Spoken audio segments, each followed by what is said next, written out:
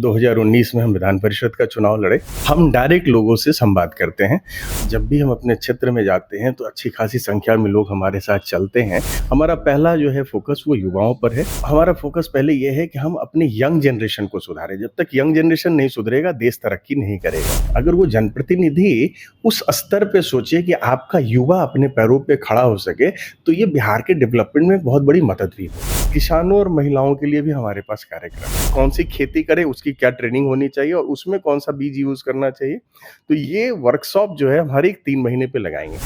अपने किसान भाइयों को वहाँ इनवाइट करेंगे और वो वहाँ पे अपना गाइडेंस लेकर जाएंगे और उस हिसाब से अगर खेती करेंगे तो अपने उसी जमीन पे जो जमीन उनके पास उपलब्ध है अपनी कमाई बढ़ा पाएंगे। हमने 2 रोड मैप बनाया हुआ है कि चुनाव से पहले क्या करेंगे और चुनाव के बाद क्या करेंगे। कि मोस्ट ऑफ द सीन में रघुवंशी वर्सेस रघुवंशी रहा है वहाँ चुनाव। तो चुनाव से पहले हमने कहा कि जिस किसी को भी मोतियाबिंद की समस्या है, जिस किसी को भी आँख की कोई दिक्कत है तो हमारी पत्नी डॉक्टर है, आप आइए इलाज कराइए। आपको कोई इलाज में एक भी पैसा नहीं लगेगा। अगर मोतियाबिंद का ऑपरेशन कराना है कराइए, कोई पैसा नहीं लगेगा।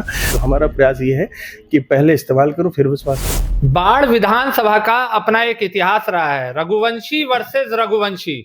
नमस्कार, मैं हूं फलक सिंह और आप सभी का स्वागत हो चला है हमारे चैनल सच टॉक्स में।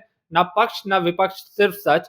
और बाढ़ की बात करें जो सबकी नजरें टिक जाती है, हॉट सीट रहता है रघुवंशी और रघुवंशी, राजपूतों की लड़ाई होती है चुनावी। और तो इसी संदर्भ में आज हमारे साथ उपस्थित है बीजेपी से नेता रवि रंजन जी, जिनसे जानते हैं सर कि जिस तरीके से बाढ़ की जनता क्या मन बनाते हुए नजर आ रही है। और रवि रंजन कौन है? सबसे पहले तो सर स्वागत है आपका। देखिए, मेरा नाम रवि रंजन है और मैं बाढ़ अनुमंडल का रहने वाला हूँ। और पिछली बार बिहार विधान परिषद का चुनाव लड़ा था, ग्रेजुएट कंस्टिट्यूंसी का। और उस चुनाव में मैं एकदम इंडिपेंडेंट चुनाव लड़के भी 12,000 वोट लाया था और 4,000 वोट से मैं चुनाव हार गया था वो। और उसी समय से लगातार प्रयासरत हूँ बाढ़ के लिए और शुरू से ही चुनावी मोड में ही हूँ। 4-5 साल हो गए। हर एक सप्ताह मेरा 3 दिन 4 दिन जाना होता है और हमेशा 10-12 प्रोग्राम वहाँ करते हैं। कोई ऐसा गांव नहीं है जो हम नहीं घूमे हैं।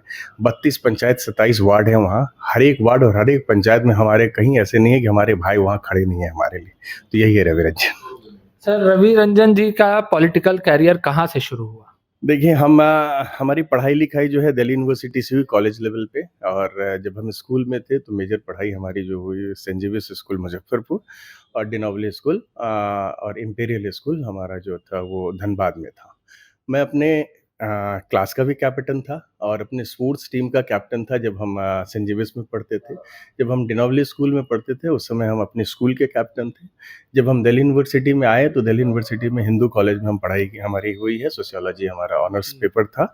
वहाँ हम जब आए तो वहाँ डेमोक्रेटिक व्यवस्था में चुनाव होता है वहाँ, तो अखिल भारतीय विद्यार्थी परिषद के समर्थन से हम वहाँ चुनाव लड़े थे। और उस चुनाव में हम पहले ऐसे आदमी थे जो हॉस्टल के नहीं होते हुए 70 साल के इतिहास में चुनाव जीते थे। और वहाँ भी हम चुनाव दिल्ली यूनिवर्सिटी में हिंदू कॉलेज में जीते।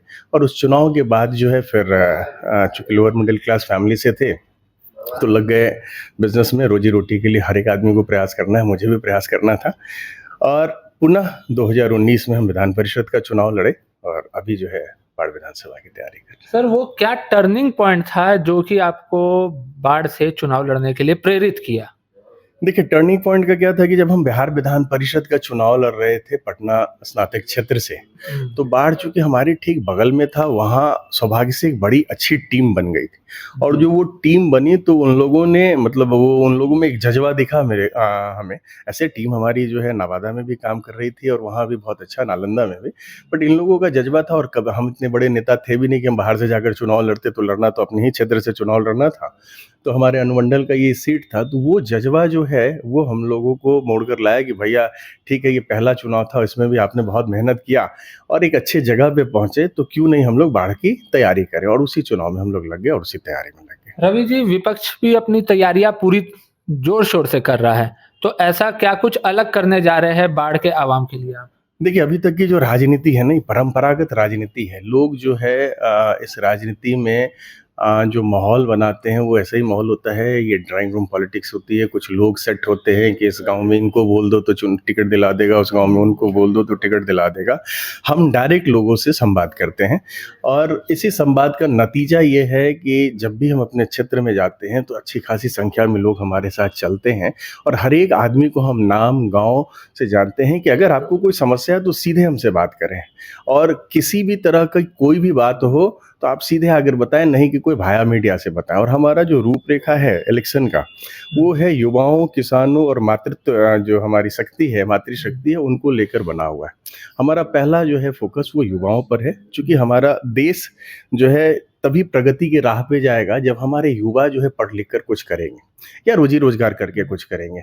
तो हमारा फोकस पहले ये है कि हम अपने यंग जनरेशन को सुधारें। जब तक यंग जनरेशन नहीं सुधरेगा देश तरक्की नहीं करेगा। तो हमारा ये फोकस ये है कि जब हम चुनाव लड़ें, लड़कर जीत कर जब आए तो वैसे केस में हम अपने युवाओं के लिए जो हमारा 4 प्रखंड है, 3 प्रखंड तो है पूर्ण रूप से और पंडारक प्रखंड जो है वो आंशिक जो है 4 पंचायत हमारे में जुड़ा हुआ है।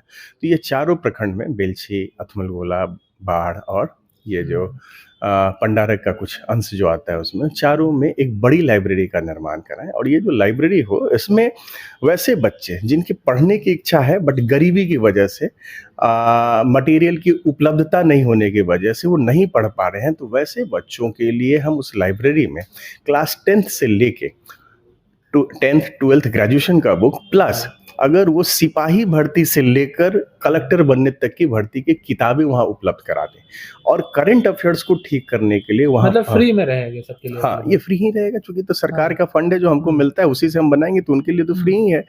तो सरकार जो है 4 करोड़ रुपया साल को देती है और 5 साल हम रहेंगे तो 20 करोड़ रुपया देगी, तो इसी पैसे से ये बनने हैं और उतने पैसे भी नहीं लगने हैं। 60-70 लाख में बहुत अच्छी लाइब्रेरी बन जाती है एक जगह पे अगर बनाना हो। तो वो बच्चे वहाँ पढ़ेंगे तो आपस में डिस्कशन भी करेंगे, डिस्कशन करेंगे तो उनके बौद्धिक क्षमता का विकास होगा और जब बौद्धिक क्षमता का विकास होगा तो जो एग्जाम्स है उसमें सफलता का चांस बढ़ जाएगा। दूसरा, उसी लाइब्रेरी में हम जो है एक इंफॉर्मेशन सेंटर डालना चाहते हैं, जो लाइब्रेरियन होगा वही चलाएगा। जितनी भी बहालियां निकली हुई हैं उन बहालियों का वो संकलन करके रखेगा। लड़कों को पता होगा कि ऑफिस आवर में हम जब भी जाएं या टेलीफोन करें तो उनके हिसाब से कौन सी बहाली निकली हुई है उनको पता चल पाए। क्योंकि होता क्या है ग्रामीण परिवेश में कि कई बार बारिश हो गया, आंधी आ गया, पेपर नहीं पहुंचा, अखबार नहीं पहुंचा, वो कनेक्ट नहीं है, इंटरनेट नहीं है वहां पे, तो वो जान नहीं पाते। वो हो सकता है सक्षम हो लेकिन वो जान नहीं पाते और वो बहाली निकल जाती है। तो ये दूसरा हमारा प्लान है कि वहाँ इन्फॉर्मेशन सेंटर डालें। हर एक बच्चे जो होते हैं पढ़ने लिखने में तेज नहीं होते। कुछ लोग होते हैं जो शरीर से ताकतवर होते हैं, दिमाग से अगर कमजोर हैं, तो वैसे केस में हम चाहते हैं कि चारों ब्लॉक जो हमारा है उस चारों प्रखंड में एक हम फिजिकल ट्रेनर रखें जिसका काम दिन भर ट्रेनिंग देना है। लड़कों को ये समझाना कितना दौड़ना है, किस स्पीड में दौड़ना है, कितना कूदोगे तो सिपाही भर्ती में हो जाएगा, कितना कूदोगे तो फौज की भर्ती में हो जाएगा, कितना लंबा कूदोगे। तो मतलब वो पैरामीटर्स जो हैं जिस पैरामीटर से उनको नौकरी होगी, सिपाही भर्ती या फौज भर्ती, या फिर अगर वो फॉरेस्ट के लिए कोशिश कर रहे हैं, फॉरेस्ट में भी दौड़ाता है वहाँ पे, या फिर आप दरोगा की तैयारी कर रहे हैं, तो वैसे केस में वो आपको ट्रेन करे और ट्रेन करके उस लायक बनाए जहाँ आप जाके उसमें जो है सफल हो पाए। ये हमारा दूसरा एजेंडा है। तीसरा एजेंडा ये है युवाओं के लिए कि ठीक है आप पढ़े लिखे कुछ नहीं हुआ, शरीर से भी कमजोर हैं, कुछ नहीं हो पाया, तो वैसे केस में किस तरह से व्यापार करके अपने आप को खड़ा करें। क्योंकि बिना रोजी रोटी कमाए आपका जीवन चलना नहीं। एक समय होगा जब आपकी शादी हो जाएगी, शादी होगी, बच्चे होंगे, पैसे नहीं होंगे तो परिवार नहीं चलेगा। तो वैसे केस में वो किस तरह से रोजी रोजगार करें। अब रोजी रोजगार में जो सबसे बड़ी समस्या आती है वो ये होता है कि हम करें क्या। पहला फोकस प्रॉब्लम ये आता है। दूसरा ये होता है कोई बताने वाले नहीं, कोई गाइड करने वाला नहीं होता। और दूसरा ये कि पैसे कहाँ से आएंगे, क्योंकि ग्रामीण परिवेश में पिताजी से अगर कोई उम्मीद करता है कि मुझे 10 लाख, 5 लाख, 20 लाख रुपया देंगे तो ये संभव है नहीं, क्योंकि उनके पास खुद नहीं है, वो कहाँ से देंगे आपको। तो वैसे केस में हम आपको ये गाइड करेंगे, क्योंकि हम भी व्यापार करके ही उठे हैं और लोअर मिडिल क्लास फैमिली से ही थे, हम भी बैंक की मदद से उठे हैं। तो हम आपको बताएंगे कि करना क्या है और किस तरह से बैंक का साथी बन के बैंक के मदद से अपने किसी भी रोजी रोजगार को खड़ा करना है जिससे कि आप 2 पैसा कमा सके। बैंक से सस्ता कोई लोन भी नहीं देता। आप महाजन के चक्कर में पड़िएगा तो 1 लाख रुपया देगा और 3 से 5% आपसे इंटरेस्ट लेता है। यहाँ 1 लाख रुपया देगा, 900 रुपया, 1% से भी नीचे इंटरेस्ट होता है। तो सबसे सस्ता पैसा अगर कहीं से मिलता है, बैंक से मिलता है। और अगर आप ईमानदारी से बैंक के पैसे का यूटिलाइज करेंगे तो 1 लाख रुपए में कम से कम 3-4 लाख रुपए तो 3-4 हजार रुपए तो कमाएंगे। बैंक का 900 रुपया देने के बाद भी 2100 रुपया बचेगा अगर 3000 रुपया आप कमा रहे हैं। तो जितना बड़ा लोन उतनी बड़ी कमाई। हम आपको गाइड करेंगे कि कैसे बैंक के हिसाब से अपना पेपर बनाइए और बैंक से हम जो है लाइन अप करा के ब्रिज बन के आपको लोन दिलाएंगे कि आप अपने रोजी रोजगार को खड़ा कर सकिए। तो मतलब रवि जी, आप पूरी तरीके से, आपका जो विजन है वो क्लियर है युवाओं के भविष्य को लेकर के। एग्जैक्टली। देखिए, सरकार जो है, सरकार में जो मंत्री होती हैं, जो तंत्र होता है, उनका काम होता है बिहार के डेवलपमेंट के लिए काम करना। वो तो अपना जो करना है वो कर ही रहे हैं, उसमें कहीं कोई कमी नहीं है। बट आपका जो जनप्रतिनिधि है, अगर वो जनप्रतिनिधि उस स्तर पे सोचे कि आपका युवा अपने पैरों पे खड़ा हो सके, तो ये बिहार के डेवलपमेंट में बहुत बड़ी मदद भी होगी। महिलाओं के लिए क्या कुछ खास करने का सोच रहे हैं? देखिए, किसानों और महिलाओं के लिए भी हमारे पास कार्यक्रम है। किसान जो है उनके पास खेती है, अब वो खेत बढ़ा नहीं सकते, पैसे की कमी सबको है, लेकिन जो खेत है उस खेत से अपनी उपज कैसे बढ़ाएं, या फिर कौन सा ऐसा फसल लगाएं जिस फसल से उनकी कमाई बढ़े। मान लीजिए कि अगर कोई 1 बीघा खेत में गेहूं लगा रहा है और 10,000 रुपया साल का कमा रहा है, तो किस तरह से वो उपज बढ़ाए। तो उपज बढ़ाने के लिए क्या चाहिए, कौन सा खाद यूज करे, कौन सा बीज यूज करे, या फिर कोई ऐसा फसल लगाए जिससे उसका कमाई बढ़ जाए। तो वो क्या है कि कौन सी खेती करे, उसकी क्या ट्रेनिंग होनी चाहिए और उसमें कौन सा बीज यूज करना चाहिए।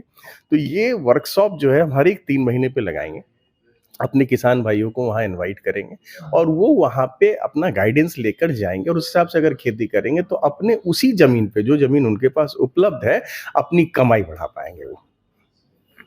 रवि जी, हमेशा इतिहास रहा है बाढ़ का, रघुवंशी वर्सेस रघुवंशी, इसको कैसे देखते हैं? एग्जैक्टली ऐसा नहीं रहा है कि रघुवंशी वर्सेस रघुवंशी। पिछली बार भी जब चुनाव हुआ था तो हमारे लल्लू मुखिया खड़े हुए थे, यादव समाज से थे। और उससे पिछली बार जब चुनाव हुआ था तो जैसा मुझे याद है कि कुर्मी समाज से एक चुनाव लड़े थे, जो ऐसे महागठबंधन से लड़े थे। उस समय नीतीश जी की पार्टी जो थी वो महागठबंधन में थी, तो लड़े थे। तो ऐसा एग्जैक्टली नहीं है कि रघुवंशी वर्सेस रघुवंशी। हाँ, ये है कि मोस्ट ऑफ द सीन में रघुवंशी वर्सेस रघुवंशी रहा है वहाँ चुनाव। आखिरी सवाल रहेगा, आपकी दावेदारी पक्की मानी जाए बाढ़ से? देखिए, हमारा काम जो है वो सेवा करना है, लोगों को जोड़ना है, उनके लिए हम काम करते हैं। हमने 2 रोड मैप बनाया हुआ है कि चुनाव से पहले क्या करेंगे और चुनाव के बाद क्या करेंगे।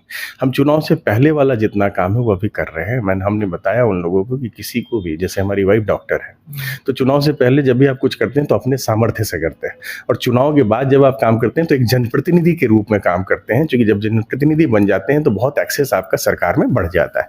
तो चुनाव से पहले हमने कहा कि जिस किसी को भी मोतियाबिंद की समस्या है, जिस किसी को भी आँख की कोई दिक्कत है, तो हमारी पत्नी डॉक्टर है, आप आइए, इलाज कराइए। आपको कोई इलाज में एक भी पैसा नहीं लगेगा। अगर मोतियाबिंद का ऑपरेशन कराना है कराइए, कोई पैसा नहीं लगेगा आपको, और हम आपको वाइजत दवा उवा देकर वापस भेजेंगे। तो ये हमारा पहला है, जिसमें लोग चल भी रहे हैं। अभी तक लगभग 1300 ऑपरेशन हमने बाढ़ के लोगों का करवाया है। 1300 लोगों का? हाँ, 1300 लोगों का करवाया है।